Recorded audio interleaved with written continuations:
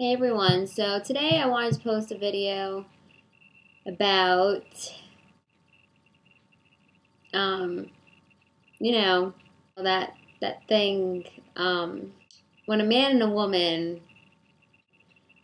when two people get married, it could result in children.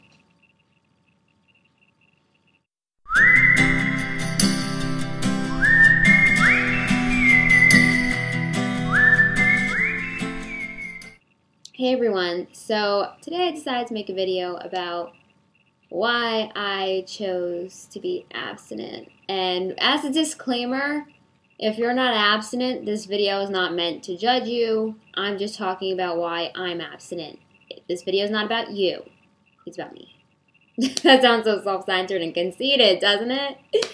But anyway, I do wear a purity ring. It says vow of purity. Got it at my church. And it's funny because a few weeks ago, one of my coworkers at my job, who is in her 50s actually, I have a college ring now. I didn't wear it today, but I have my college ring now because I'm a junior. And she was looking at my college ring, and she was like, "Oh, that's really nice." And then she looked at my purity ring, and she was like, "Oh, what's that?" And I was like, "Oh, that's my purity ring, you know." And she was like, "Oh, when did you decide that?" And I was like, I think when I was 17, because that's when we had the purity ceremony at my church. I was 17 years old. And she said to me, "Oh, you chose that?" And I said, "Yeah." And she said, "Oh, you gotta be careful about that." And then she goes on to this whole lecture about how, she had regrets, and her daughter, who's now married, is having problems with her marriage, and she wished that she had, had sex earlier on in life and experimented when she was in college. And she told me, you should be careful because, you may wait until you're married, and then once you finally marry the guy, you may find that he doesn't really give much when you're in bed together, and, you might end up being disappointed. And I just calmly stood there, listened to her. I was like, okay. And I wasn't about to argue with her because certain people are just not worth arguing with. But, that kind of, and as I said, this woman is in her 50s. And it kind of made me think about how when I was a teenager and people saw that I was abstinent, they were like, "Yeah, that's great, blah, blah." But now that I'm 20, I mean, I'm not saying everybody is, against my decision, but it's funny. Now that I'm 20 years old, people are like, "Yeah, don't be surprised if you end up being disappointed." Why did I make this decision? A lot of people say, well, obviously you did it because you're a Christian, right? You're a Christian, so that means you are automatically going to become abstinent. Let me tell you something. Okay. There are some Christians that purport to be abstinent, and then they don't. They end up not being abstinent. There are some Christians that think that it's archaic and they don't want to be a part of it at all. There are some Christians that are just sexually frustrated by this point, and they're like, "I just want to have sex. I don't care anymore." And then there are some Christians that take it to the extreme, and they're like completely like, "I'm not going to hold hands. I'm not going to hug the person. I'm not going to say I love you. We're not going to kiss until the day we get married." There are those people too.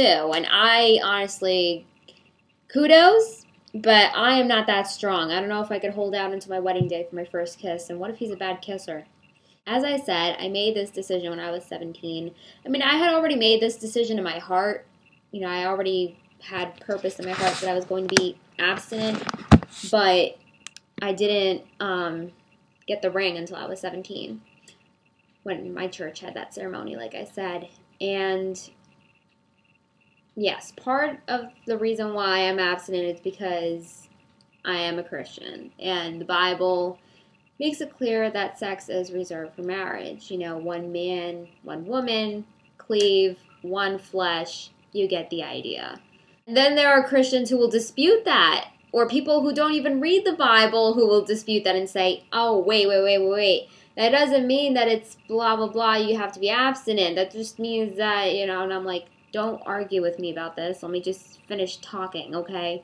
I think the Bible does make it clear that sex should be reserved for marriage, because why was sex made in the first place? God did it also for pleasure. He was like, yeah, this would be great for married people to do together.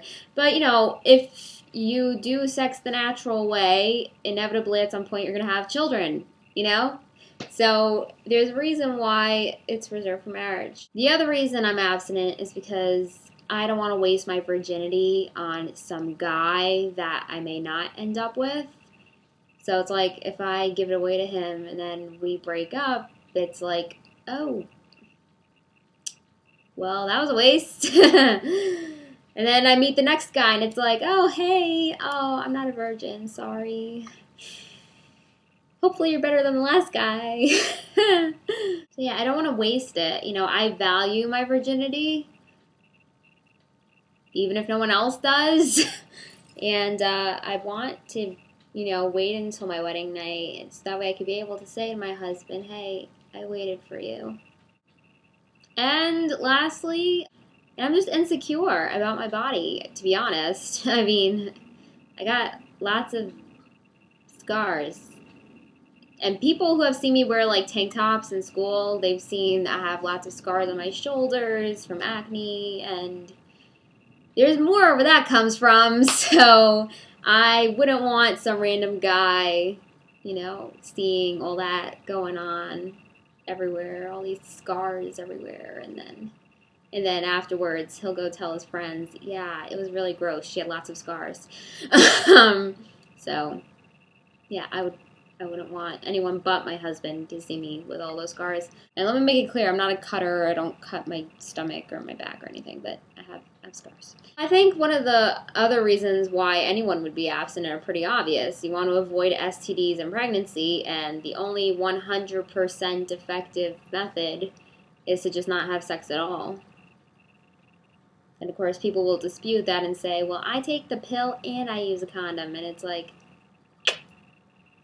but I don't do anything, so it's still foolproof, and I don't have to pay for anything, and I don't have to make sure I take my pill, and blah, blah, blah, and, so, yeah, I mean, I don't want to get an STD.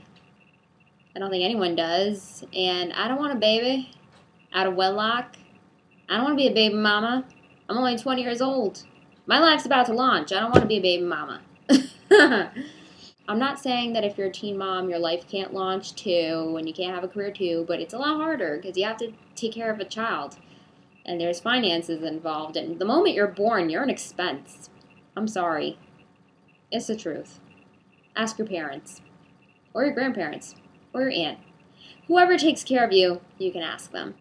So that's why I am not having sex until I'm married, because it's special. It makes you very vulnerable. You don't want to get an STD, and you don't want to have a baby. There are some people who are like, yeah, I really admire that you wait. I know I couldn't do that. And then there are some people that are like, you're being stupid. You're setting yourself up for disappointment.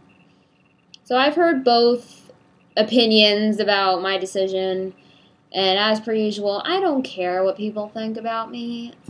Say what you want. And again, I did not make this video to judge people.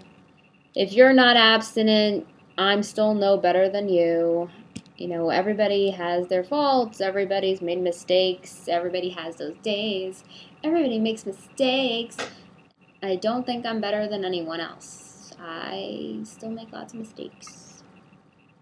And it's not to say that I didn't make mistakes in the past, because then there's also the issue of abstinence, which comes up a lot in Christian circles. Well, how far is too far? Because I want to get as close to the line as I possibly can, but I don't want to cross the line. And I've been there. My first real boyfriend, we dated this summer. I turned 16 years old, and I was 15, and we broke up briefly, then we got back together. So we were together for almost 6 months, I'll put it that way. On and off. But anyway, my first real boyfriend, he was one of those guys that, said he was abstinent, but he still wanted to get as close to the line as he possibly could. And I was unfortunately immature, and so my approach to the relationship was that because I was so insecure in myself at that time, I had low self-esteem and everything. It sounds cliche, but it's true. I had low self-esteem. I had issues with pleasing people, especially guys, and I did not have sex with him, but I gave him too much liberty with my body. Like, we'd be in the park, and we'd be, like, making out, and he'd be, like, all handsy on me, and then I'm like, wait, someone's coming. Yeah, I have my regrets. I don't do that anymore. Well, I'm single now anyway, but the guy that I dated after him, we were much more careful, and we took things a lot slower, and we didn't even have our first kiss, I think, until 5 months after we started dating, so we took things, like, sluggishly slow, which was actually good. In our relationship, we got to appreciate other things outside of the physical realm before we, even kissed each other or whatever. And let me tell you something, being abstinent is frustrating. It's not easy. Yeah, in theory, it's easy because, you just don't do it. But, it is frustrating because you have to deal with the fact that you have this desire in you, and there's nothing you can do about it. It's like, well, tell me, what am I supposed to do with this feeling? I got all this feeling trapped inside me. Go take a cold shower or go work out. They say working out is great for, like, relieving all those hormonal urges. So get buff instead of having sex. Legit, true story. It's not easy, but it is worth it. And if you honor God, He will honor you. And remember, for those of you who are concerned that, well, I'm waiting until I'm married, but what if when I get married the sex is horrible? Just remember that, like everything else, sex only gets better with practice. And you gotta communicate openly and honestly without, worry about offending the other person. Just be, tactful about it. But yeah, it gets better with practice. And if plenty of other people have remained abstinent until they were married and they had good marriages that lasted a really long time in the past, like our grandparents, then I don't think we're doing anything wrong by waiting. Alright, that's my spiel for today. And yeah, thank you for listening to me. And I hope not too many people troll comment on this video because people love trolling on me.